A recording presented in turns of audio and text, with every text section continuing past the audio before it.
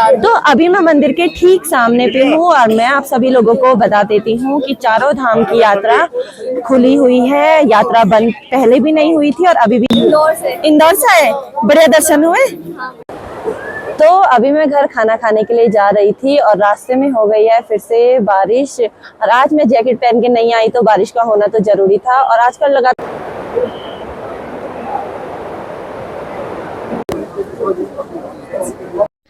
Hello जी, जय बद्री विशाल, सत श्री अकाल, नमस्ते, प्रणाम आप सभी को। मैं अवंतिका आप सभी का स्वागत करती हूँ देवभूमि उत्तराखंड के 4 धामों में से एक बद्रीनाथ धाम से।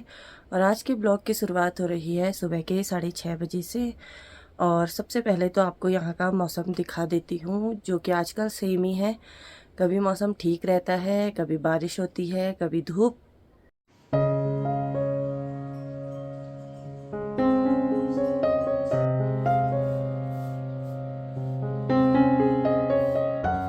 तो आजकल के मौसम की बात की जाए तो मौसम आजकल लगातार कुछ दिनों से सेम ही है, कभी बारिश कभी धूप। आज भी मौसम वैसा ही है, हल्के से बादल लगे हुए हैं।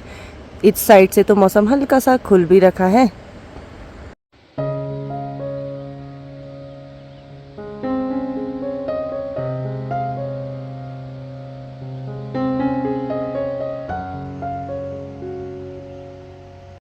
तो बद्रीनाथ आके हाइड्रा बहुत ही परेशान हो जाता है, क्योंकि इसे हम लोग बद्रीनाथ में कभी भी खुला नहीं छोड़ते हैं, नहीं तो ये कहीं ना कहीं से कट के आ जाता है। और पांडुकेश्वर में तो लगभग कभी ना कभी खुल ही जाता है बेचारा, वो बेचारा। और हाइड्रा को नहीं खोलने का कारण बस यही है, क्योंकि इसको हम जितनी बारी भी खोलते हैं ये कहीं से कट के आ जाता है। और फिर हमारे इधर इतने अच्छे डॉक्टर या फिर कोई पशुपालन वाला तो है नहीं, हमको फिर इसे सीधा जोशीमठ ले जाना पड़ता है।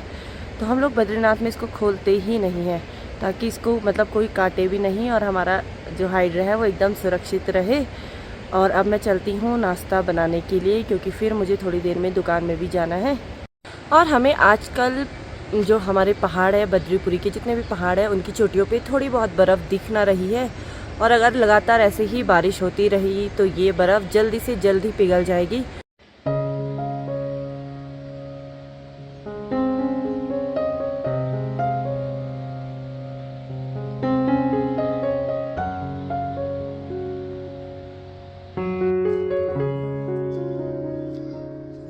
तो अभी दीदी के ससुर जी आने वाले हैं माँ उर्वशी के मंदिर में पूजा करने के लिए। तो हमने उनके आने से पहले माँ उर्वशी के लिए एक तुलसी की माला बना ली है। तो धूप की किरण जब बर्फ़ पे पड़ रही है तो बर्फ़ हल्की सी नीली नीली कलर की दिख रही है। इस साइड तो वाइट ही है, पर इस तरफ नीली नीली।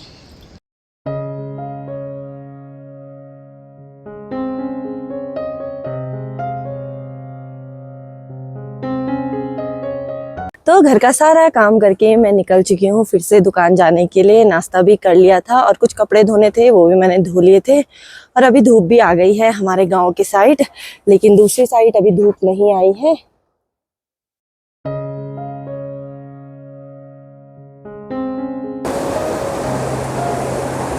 तो दुकान में जाने से पहले मैं आई थी मंदिर के पास में दूध देने, और आज मंदिर में काफी भीड़ है। तो सभी भीड़ को व्यवस्थित करने के लिए पुलिस वालों की ड्यूटी अलग लगाई गई है, आर्मी वालों की भी।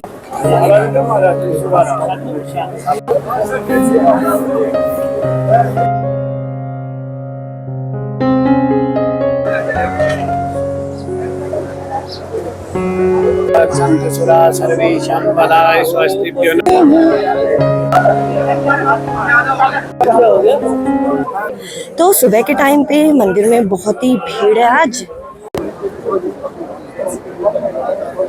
तो मंदिर से दुकान में आने के बाद दुकान का जो भी काम था वो मैंने कंप्लीट कर लिया है, और अभी दुकान में बहुत सारा काम बाकी है।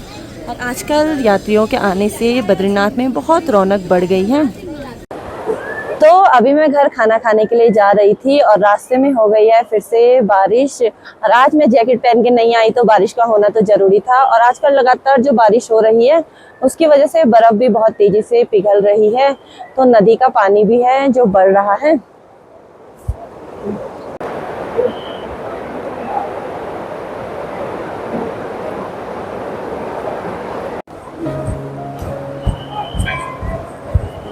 और दिन के टाइम का माहौल बड़ा ही शांत रहता है क्योंकि ठीक 12:30 बजे में मंदिर बंद भी हो जाता है। लेकिन जिस दिन भीड़ ज़्यादा रहती है तो उस दिन भोग तो 12:30 बजे के आसपास लग जाता है, लेकिन मंदिर 2 बजे में बंद होता है और 3 बजे में फिर से खुल जाता है। तो आधे रास्ते तक तो मैं पहुंच चुकी हूँ, लेकिन अभी मैं आधे रास्ते में रुक गई हूँ क्योंकि बारिश बहुत तेज हो गई है और मैं भीग भी गई हूँ थोड़ा बहुत।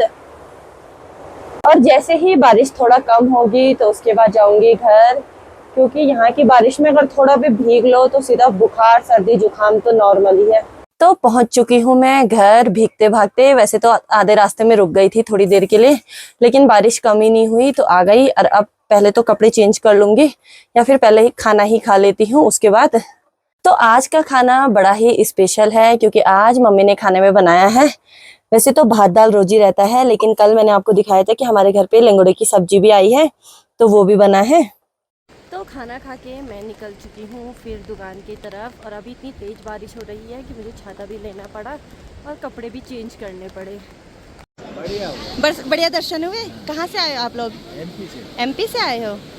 अब यहीं रुकोगे कुछ दिन की?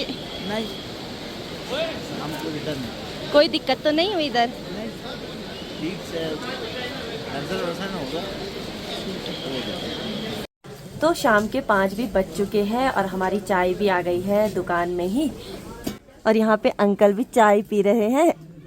तो दिन भर से बारिश लगातार जारी ही थी और अभी जाके थोड़ा सा मौसम साफ हुआ है, लेकिन तब भी इतनी भीड़ है बद्रीनाथ में, सारी ही दुकानें फुल हो रखी हैं।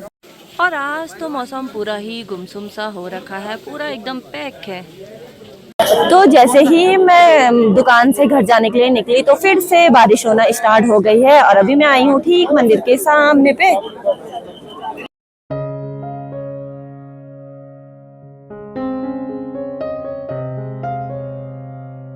तो अभी मैं मंदिर के ठीक सामने पे हूँ और मैं आप सभी लोगों को बता देती हूँ कि चारों धाम की यात्रा खुली हुई है। यात्रा बंद पहले भी नहीं हुई थी और अभी भी नहीं हुई है। वो पता नहीं किसी ने फेक न्यूज चलाई थी। इंदौर से आए?